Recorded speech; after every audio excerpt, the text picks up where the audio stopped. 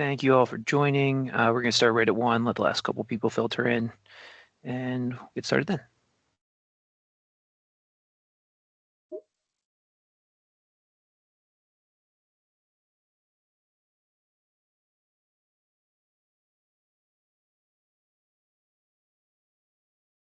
And Kathleen, if you'll just give me a thumbs up when everyone is added.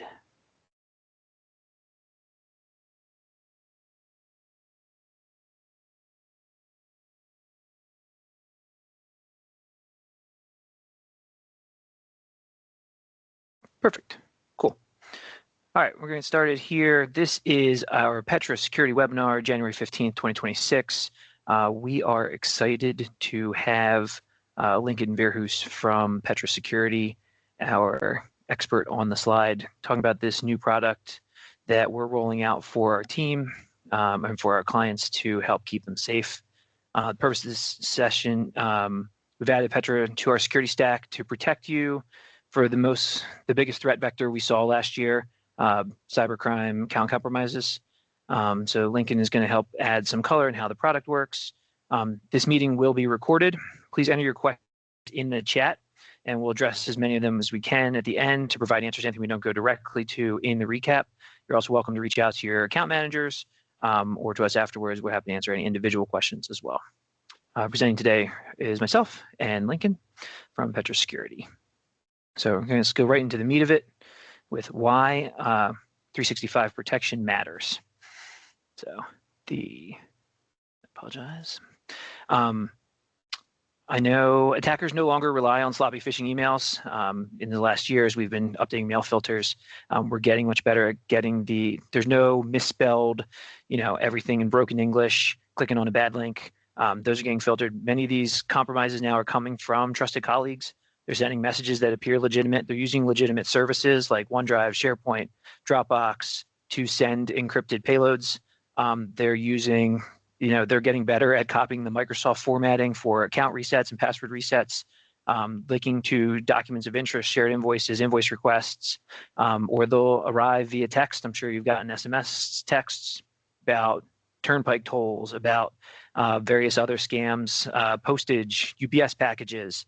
And they don't trigger spam filters, and there are other messages. There's infected websites that are causing pop-ups. So any of these ways can be attack vectors, and the number one attack vector is your identity. Stats-wise, 90% of breaches are caused by phishing, phishing, which is voice phishing, or SMS smishing, getting very creative on the names. So organizations with under 1,000 employees have a 70% chance of getting at least one business email compromise attack per week, per the FBI. Email security is no longer enough. An attacker often hacks a trusted colleague, weaponizes their account to send out emails that bypass the filters. They move laterally and they move quickly. It's a smash and grab attempt. They're trying to get as wide a reach as possible and then resell the compromise themselves. And the attacks get past MFA. We've been doing a lot with Copilot and AI, and with the introduction of AI, there's been a 146% increase in MFA bypass phishing attacks last year, and 75% of business email compromise attacks bypass MFA.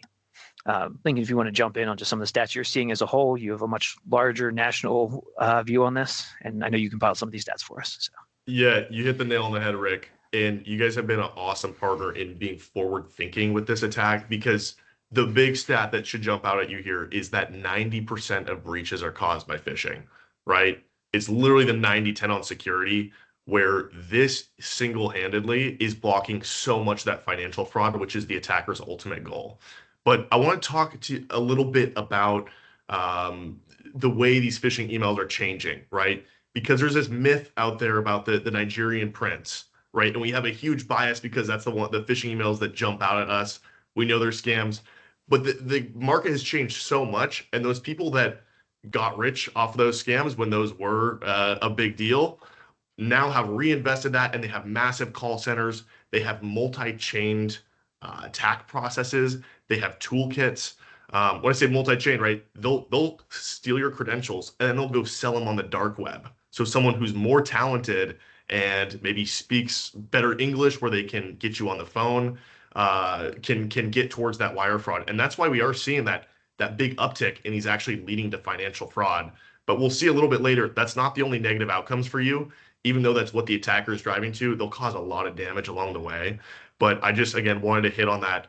This is the main attack vector. If there's one thing to know about cybersecurity, it's that these phishing attacks are going up and they're getting better.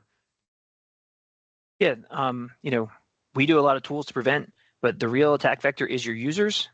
You're only as strong as your weakest link, and anyone with access to your SharePoint data, access to your internal company network, access to your QuickBooks, they get compromised. And anyone who has a history of invoices and people you've been dealing with, they're a trusted contact. Once they're caught, they will then spread. They will spread laterally. They'll spread north and south. And then Kathleen, if you want to go to the next slide, we're going to highlight kind of the things they're going after. The first thing is they're going data, reputation, financial. Data is a smash and grab. They exfiltrate as much as it can. 10 years ago, ransomware was the biggest threat. The industry kind of remediated that a little bit with having stronger backups and immutable backups, which are backups that can't be edited, so that you could restore and not have to pay a ransom. So what they've pivoted to is they are exfiltrating your data and then threatening they'll release it. Like, I have a list of your clients. I have a list of your competitors. We'll go out to there, pay us, or we'll give that out.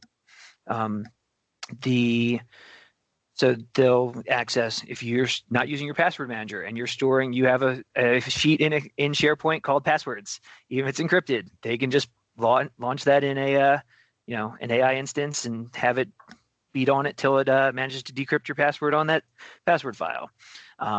Second is reputational risk. I know you deal with you have to trust your vendors. We do a lot with email signaturing and things to say like, hey, we'll never send access to a different ACH transfer. We'll never send access to rerouting and changing where we want the checks routed. But I know a lot of people on this call, we have dealt with incidents with them where someone has gotten a suspicious email.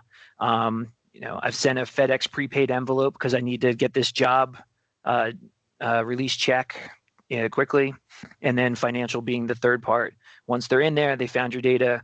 You've had to apologize to all your vendors. They're trying to get into that ACH fraud, that wire fraud, and or route money different ways. Fake invoices to you, fake invoices elsewhere. If you want to hit some more examples you've seen on that, Lincoln. Yeah. And I'm gonna throw my hood up and pretend I'm a hacker. Okay. So I'm in the account. First thing I'm doing, right? We're going for the data. And what that looks like is scraping your inbox, getting highly contextual information about, hey, what appointments do you have going? Who are your biggest partners? Who do you send invoices to? Who is that person, if not, that is sending those invoices, right? Once I have all that information about what you do, then I'm feeding that to an LLM and an AI where I am able to spit out these really, really good emails that match your tone. And so that's where we get into the reputation. What that actually looks like on the ground is then sending those emails. So just going back to that, these attackers are getting more sophisticated.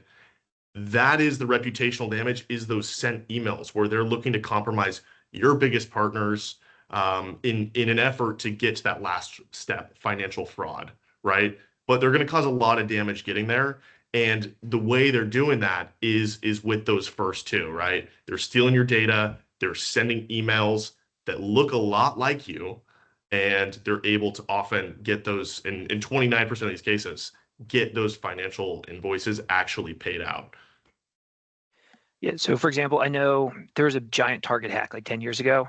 It wasn't Target that got breached. It was an HVAC vendor for Target that had access to their bill payment system. That vendor got compromised and delivered it. The NotPetya attack was through the update feature for the Ukrainian version of QuickBooks launched by the Russian government. Like, they're getting in through the supply chain, they're getting in through people you deal with, and then they're coming in through trusted conduits, things you set up for your convenience so you can make your business work. They're coming into there. You don't ever want to have to go back to your largest client and be like, hey, sorry, I was the reason that you lost $500,000. So we've identified this is a real thing. This is what people are doing. It's $1 billion industry. Is it 50 billion over the last 10 years in cybercrime, I believe, on that. So it's a $50 billion industry. So why Petra? So we believe we can stop attacks before they cause damage. If you're getting that 70% attacks per week, eventually it's not, in our parlance, it's not an if you will get hacked, it's a when. And we're trying to make sure that we can remediate that as fast as possible. So Petra monitors your Microsoft 365. Every time you make an action in Microsoft, it is logging it into what's called an audit log. Petra lives in those audit logs, compares it to behavioral-based detection, and says, this is unusual. This user never logs in from Eastern Europe. This user never creates inbox rules. This user never loads agents through this backdoor process. The same way that we're protecting your endpoints with our Sentinel-1 and our MDR, Petra's doing for your identity in 365. Yeah, and this is where I gotta give kudos to OpenTier, because we are a new solution in this space, right? Traditionally, these tools have been very limited in their scope, primarily looking at your location, right?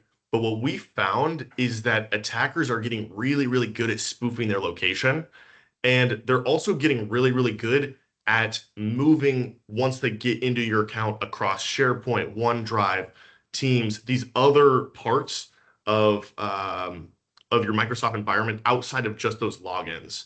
So that's really our new approach that we're bringing to the market. And what it means for you guys is that we catch these quicker. Again, an incident doesn't have to be this big thing where you're getting the reputational damage and these fake invoices.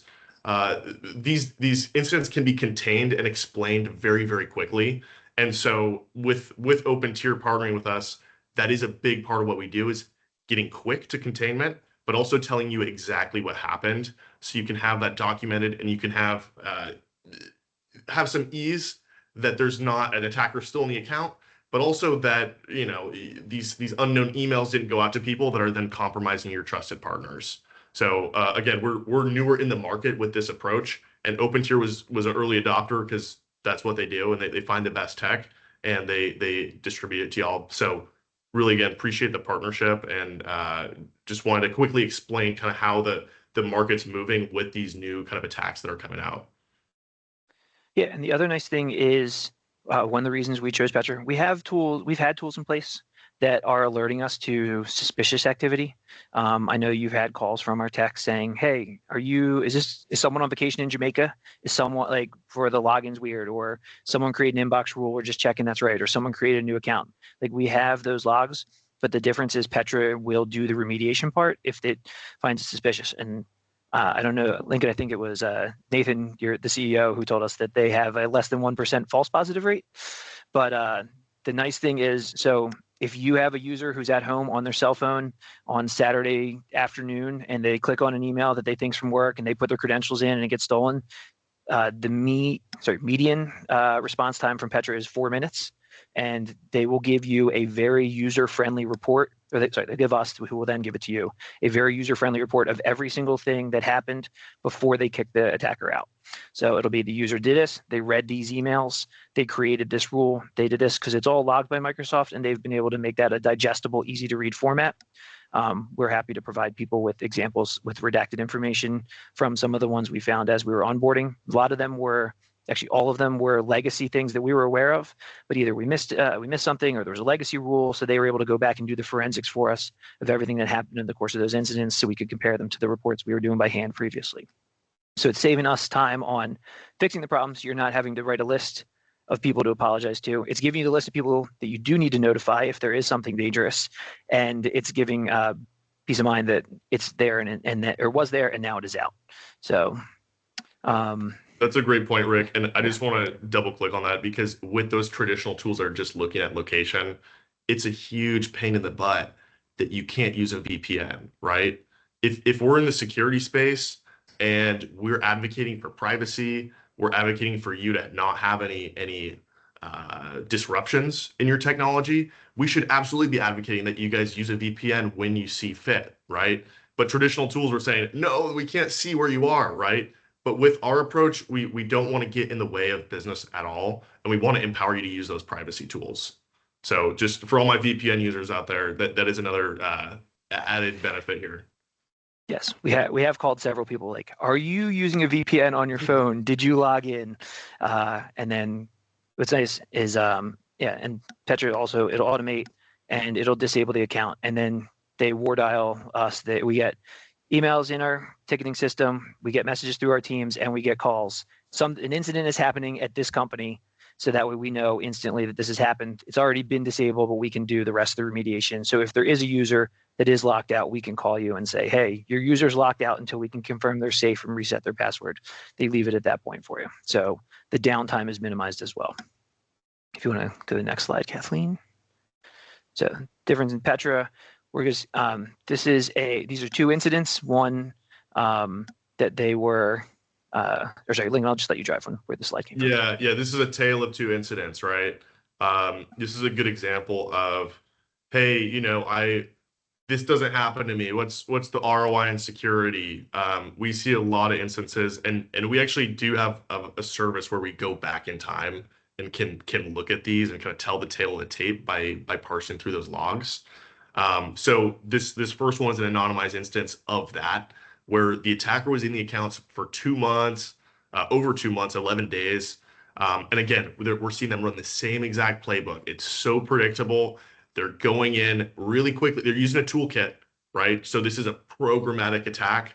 They have special apps, essentially, for scraping the inbox really quick, feeding that into an LLM, into an AI model, where they're then generating. We see 4 emails here, right? And who knows what those are? We can see them. That was more so any guesses. But I know most people are on mute here. It was invoices. It was invoices that look like they're coming from you, right? Those are what actually get to that 29% of these that can successfully pull off financial fraud. And so it's the same playbook once again. These other two, modified and deleted. This is ways that attackers can stay stealthy in the account. So essentially, if you write your partner, hey, I think you got hacked, right? They'll get that keyword hacked and they'll send that to a special hidden mailbox so that user does not know, and that they can remain dormant there, waiting for this invoice fraud to actually work. So when you see modified and deleted, that's what they're doing. And again, that's just means that they can be in there long enough to get to financial fraud. So that's a first case, and we do a ton of those where we're doing forensics, right? Or if you know that word, it's a law enforcement word. It's essentially, blood splatter analysis and dealing with the carnage of whatever happened on the crime scene. And when you're being monitored by Petra, we're catching these really, really quick. So our average time to catch these attacks is 4 minutes, right? There's obviously we're in the Microsoft ecosystem, so sometimes getting those logs from Microsoft it takes about 3 minutes, but that's a part of those 4 minutes, right? So we're lightning quick with analyzing that and responding to that. And we see in this case the attacker was only able to get 1 email. So we'd love to see those. We'd love to catch them quick, and we think an incident doesn't have to be the end of the world, especially if you have the answers as to what happened and you can see firsthand that damage was mitigated and kept minimized, right? So toss that back to you, Rick. Did I miss anything there? Yeah, that's good. So we're gonna go. I know someone asked us like, hey, is this an upsell? Like, are you just trying to increase your revenue? And so we identify this as like, no, this is a critical vulnerability in where our stack is right now. Kathleen, you can bump up a slide or two. I know a lot of you have seen this. This is the NIST cybersecurity framework. It's identify as like recognize what of your data and what of your processes are important. Protect is put the initial protections in place. That's your firewalls. That's your antiviruses. And then there's the rest of it is detect, respond, and recover. Detect is determine if someone has breached that protection, and then respond is kick them out, and recover is undo the damage they did. So Petra fits right in there in both detect and respond. It finds them there and it remediates it. It gets them out of there. So that gives us that limiting that time, makes your recovery faster. And then this framework is designed to be a cycle. It's like once you recover, you identify like where this data, how does it need to be protected better. Lincoln, do you have the stats on how many CVEs are published each week? I don't know off the top of my head. I don't remember what it is. It's in the hundreds. But like CVEs are critical vulnerabilities. Sometimes they're called zero-day attacks. Basically, every device that exists, there's a nonstop, thing. And actually, AI is actually really good at determining where the holes in software programming is. It's one of its best tools. So recently, there was a giant SonicWall one. SonicWall had they could be breached through Google Chrome was unpatched for 3 days, where they could self-host a Java engine through Google Chrome. So by going to a bad website, it would launch a Java attack. All of these things, they come out. The vendor gets notified by an ethical hacker. They get published to everyone like, hey, this vulnerability exists. Hopefully a patch has come out for it. Sometimes the patch isn't there, and there's just here's a workaround for it. And then so Petra is sitting there trying to help things that are getting through critical vulnerabilities and known problems in software. It's determining like, hey, they got through.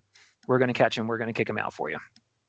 Yep. And I didn't know it off the top, but I just Googled it. It's so CVEs published each week, 500 to 900.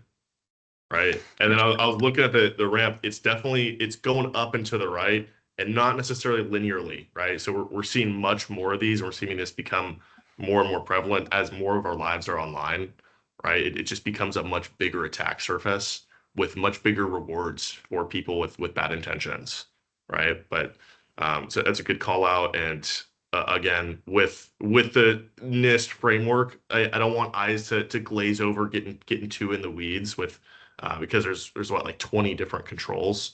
But I think about security personally as in, there's gates, there's cameras, and then there's weapons, right?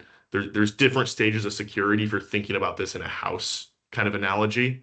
And that last line of defense, that weapon that, maybe in the nightstand, maybe it's the bat behind the door, that is where you do not want this to fail, because that's where the consequences are most severe, right? So we definitely want our gates, we want our cameras, but we want our final checkpoint, or our final ability to protect ourselves to be the most reliable and be able to stop attackers when it matters most. So just the way I think about it, just simplified a little bit. But again, within the NIST framework, this is a huge part of that, with being respond and detect, right? Yeah, and to further that house analogy, another vendor we were talking to, the detect and respond is, hey, the intruder's already inside the house. The detect is your fire alarm, and the respond is the sprinkler system. It's like, hey, there's an active threat, and we are taking care of it right now. We're automated. As soon as this fire is detected, sprinkler turns on. So, and then Kathleen, the next slide is this is our overall cybersecurity attack, or not attack, our cybersecurity stack. These are all the different ways we're trying to protect you, the different vulnerabilities. We're patching the CVEs through your RMM tool, through Ninja. We're those of you that have Connect Secure, that is an active CVE monitoring tool. We're pushing out these updates. We're trying to keep you as secure as possible, and having a multi-layered, what's called defense in depth, is part of it. So with that, unless you have anything else you want to add, Lincoln, we'll go to Q&A. If you guys have questions, if the question is why are you guys so nerdy about this, that's fine. We're happy to elaborate on anything we covered or any questions you have. Brian's question before asking is like, how do I use the product? And I really want to just put a graphic of you sitting in a chair or you sleeping well at night. We, like Lincoln and I, our job is to stay up late freaking out about this stuff and to come up with products that let you be like, oh no, I'm protected. And that's why we have Petra. So Kathleen, if you wanted to jump in on some of the questions, if we had any. I'm not seeing any. You guys must have covered it up. Cool. I will highlight some other questions I've gotten as I've been talking to clients then. Unlike some of our tools, we know we have a bunch of users that have frontline workers or limited access. The way Petra rolls out is it's for your entire organization. They don't filter by like power users versus regular users. Your whole organization is protected. It does Things like shared mailboxes don't count as a license towards Petra because it's just built on your Microsoft licenses that have the ability to log into your 365 tenant. So external vendors that you've given access through SharePoint are not don't count as licensed users. F3 users do count as licensed users. It builds on the users that have a license associated to them that log in through Microsoft Entra. Yep. And just to elaborate that on rolling out to all users, more often than not, we see, let's say, repeated compromised users being targeted because they're then sent on these lists on the dark web as high value targets. And then those are often low-level employees with personal accounts that have been compromised. And then once they get that, that's a big foothold into your entire organization, right? So and a lot of people have seen this. So I don't know if anyone wants to chime in if they've actually seen this play out firsthand. But oftentimes that exploit user will go specifically for OneDrive, and they'll post, "Hey, hours change," or again, they'll read the inbox, they'll build that contextual link that they'll know will get clicks, and then they'll send that out to other users. And that's often how we see a CFO get compromised, right? They're going for those high value targets. So people say, "Oh, why can't I just roll out to our leadership team?"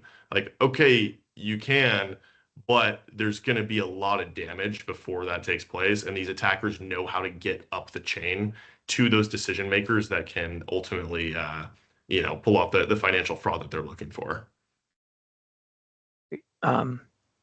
The question for what is this, I guess the competitors or what's this replacing? So the cloud MDR or cloud XDR is what the category I would put this in, which would be, we've been using Blackpoint for a lot of clients. It is similar functions, but it has the remediate functions that Blackpoint doesn't quite have yet for the cloud part. It also has so Huntress would be another competitor. Lincoln, I'm sure you have a couple other ones that I'm not thinking of on the more industrial scale that our small business ones aren't hitting, but. Yeah. I have been in security for a while, so a lot of people know CrowdStrike because they had a Super Bowl commercial, right? But it's all they broke the internet, yeah. Exactly. A lot of people know from that as well. And then the cost part of that is it's $4 per user per month. And then Sebastian, your question about access to reports and what Petra finds and blocks. You do have access. So it does, yes, any incident that it has, the active incident, we will send you the report afterwards. There is some reporting in the dashboard that we have of the different attacks that Microsoft has found and blocked, or the other tools we have in place have already blocked. So most instances, I think a couple of you in marketing are getting 1,000 attempts per week, or the ones that have been around for a while. A lot of failed login, failed credential stuffing attacks, various things. So those are not successful attacks. They are still getting in the logs, so they're showing in the reports, but that's just kind of, hey, here's the different ways they're attacking you. As far as active incidents, a ticket would be open, we'd be calling you because a user would be locked out, and we'd have remediation, and we'd have to be telling you in case there was something serious so you could tell your vendors. So there's not like a daily logging like your email lists or like your Avanan does. It's more of a incident response tool. Yeah, and I got to give a shout out to OpenTier for blocking so many of these attacks, because I logged in there before this call, and wow, there's a lot.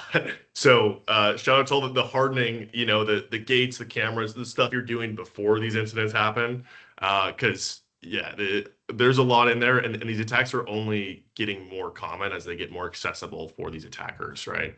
They get toolkits, they get AI. A lot of these things are just making it easier for them to take these, I guess you'd call it shots on goal in kind of a sick way, because it's just a free attempt for them. And as they get more sophisticated, you need more sophisticated tooling to protect. So shout out to everything you're doing behind the scenes to block those. I know a lot of security is like the tip of the iceberg when these incidents come up, but there's so much going on below the surface that is really worth diving into. If you do have questions on this, right? I know a lot of the time it's like, hey, security doesn't make me money, right? So what is it protecting me from? And there are a lot of tangible threats out there that are quite easy to see and to report on. Yeah, and that's actually a convenient segue because this is the first of these one webinars. We want to highlight the tools we're using and the protections we're doing. So we'll be doing more of these throughout the year with different vendors, unless Lincoln's an expert on multiple things. But then we'll be bringing in like, hey, other tools. We have these. Here's the why. Like, I know you. Our goal is to help you guys focus on your business and how to generate the most revenue and to not have to worry about IT, so that IT can be actually a revenue creator and revenue generator rather than an expense. And so we're going to be doing these throughout the year. A couple more. And as always, you can register for the webinar, not attend, watch the recording, and we'll slice that up for you guys. So that way you have access to like what we're doing and why. We do try and align our whole stack to the CIS framework. If you want to get super nerdy, I'm happy to go through the different parts of that and what we're doing and why. And then, yes, and to answer your question, Dana, yes, in this case, no news is great news. So, and know that you are constantly, it's not a, cyber attacks are not ever ceasing. You are constantly being attacked, but just like the fences at Jurassic Park, they only make a movie when they fail. So cool. And with that, we are 1 minute over our promised time. So we said we want to keep you to 30 minutes. So we'll wrap this up. Feel free to reach out to us directly. Brian, myself, your account managers, Emerson, Josh, Joe, and we're happy to answer any further questions. Thanks, guys. Cool. Thank you.